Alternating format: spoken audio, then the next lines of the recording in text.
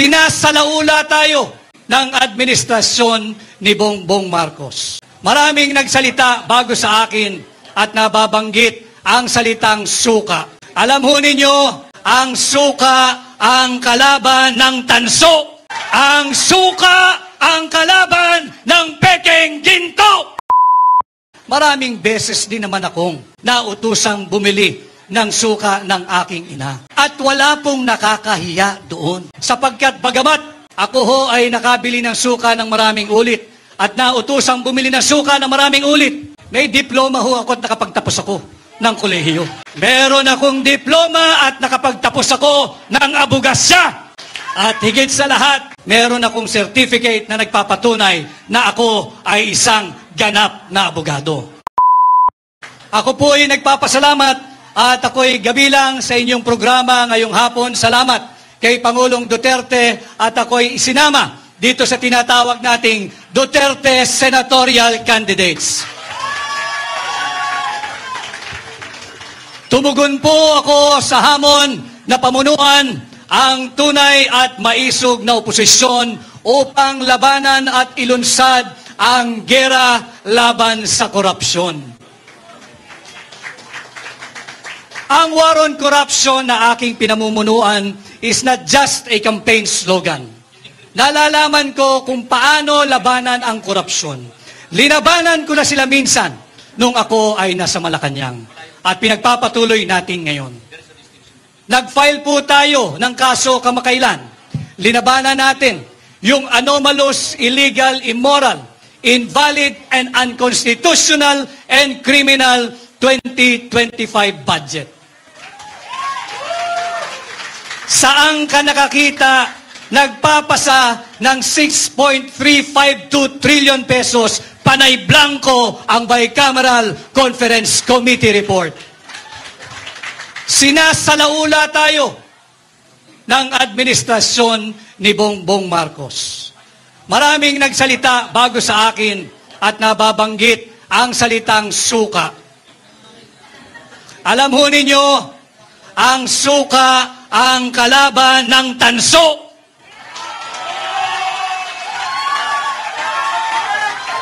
Ang suka ang kalaban ng pekeng ginto.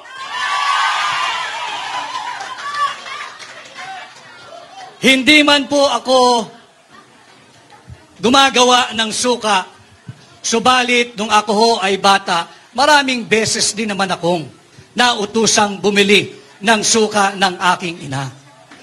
At wala pong nakakahiya doon.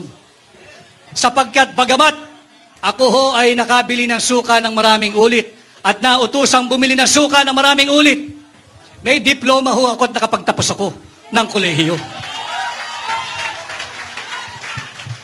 Meron akong diploma at nakapagtapos ako ng abogasya. At higit sa lahat, meron akong certificate na nagpapatunay na ako ay isang ganap na abogado. Kaya ako ay natutuwa. Ito ang Team Suka. Isa po akong proud member ng Team Suka. At atin pong lalabanan ang Team Sinusuka.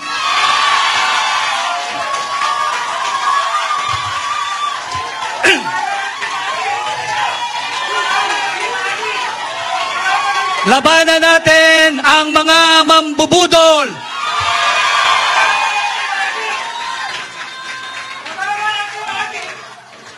Sabi ni Konsehal Rani Ludovica, labanan ang team.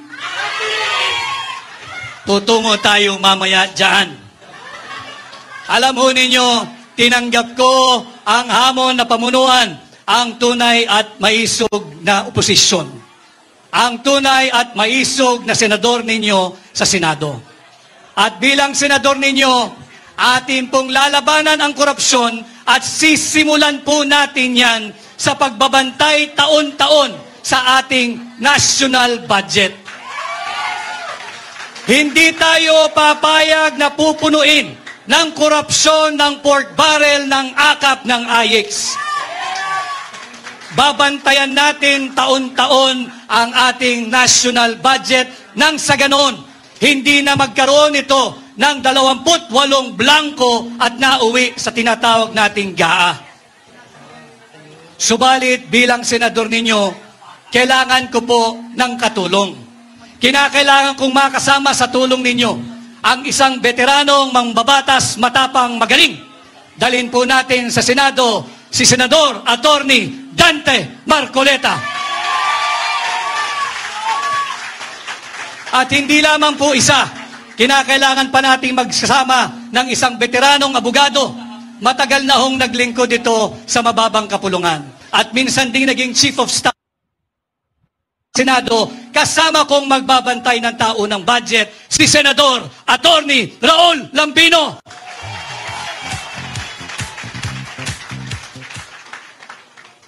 At bukod po sa pagbabantay ng ating taunang budget, makailang beses ko na rin pong napaliwanag at nailahad sa inyo.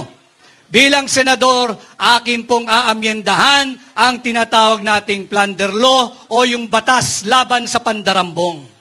Sapagkat hindi po makatarungan na habang tayo ay nagsasagawa ng proclamation rally ng Duterte senatorial candidates ngayong maghapon, habang tayo ay ninanakawan, hindi tayo makapagsampa ng kasong plunder sapagkat hindi pa umaabot sa 50 million pesos ang ninanakaw ng mga tulisan dyan sa Kongreso.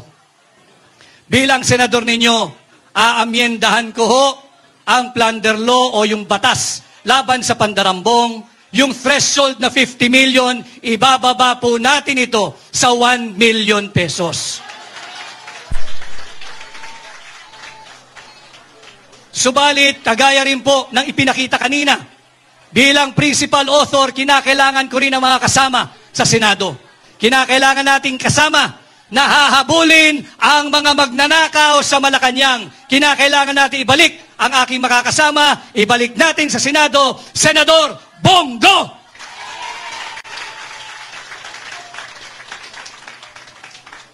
At kaparehas din po ng kanyang advokasya, ipinakita niya kanina doon sa video message niya yung tinatawag niyang Exhibit A, yung KOJC. Nakikita natin kung anong inam pag walang korupsyon, kung lahat ng pera ay ginagamit at napapatupad ng tama.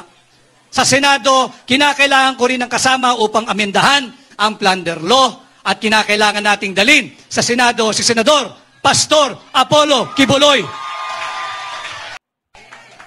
Bilang senador, ipapanukala ko ang pag-amyenda dito sa batas na nagtatag sa Philippine Drug Enforcement Agency.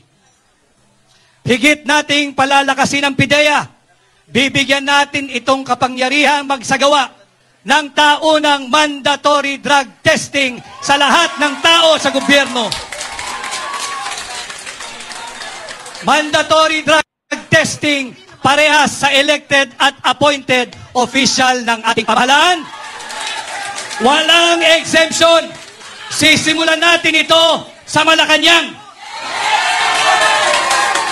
At para magawa natin yan, kinakailangan ko ang isang matapang na namuno na dati ng laban kontra sa illegal na droga. Ibalik natin sa Senado si Senador Bato de la Rosa.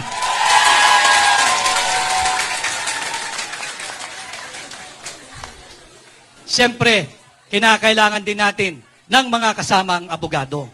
Sapagkat laban sa illegal na droga, dapat ang parameters ay all within the Constitution and within the rule of law. Dalhin po rin natin sa Senado ang aking kaibigan, ang aking amigo, si Attorney Senator J.B. Hinlo.